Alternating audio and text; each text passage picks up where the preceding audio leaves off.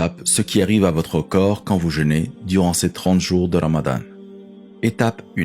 Au cours des 2 premiers jours de jeûne, le niveau de sucre dans le sang et la tension artérielle diminuent. Le corps commence le processus de nettoyage. Ces quelques premiers jours sont les plus difficiles, car ils sont généralement accompagnés de maux de tête, des étourdissements, des nausées et bien sûr une sensation de faim intense. Étape 2.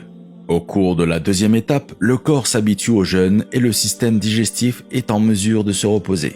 Le système digestif concentre son énergie sur le nettoyage du corps et la guérison des cellules, comme par exemple les globules blancs qui commencent à devenir plus actifs. Au cours de cette étape, les organes aussi commencent leur processus de réparation. Étape 3. À la 3e étape, les niveaux d'énergie auront augmenté. Votre esprit est en mesure de mieux se concentrer et vous avez un sentiment de bien-être. Pendant le jeûne, le processus de guérison du corps devient beaucoup plus efficace et ainsi, le corps répare les cellules endommagées.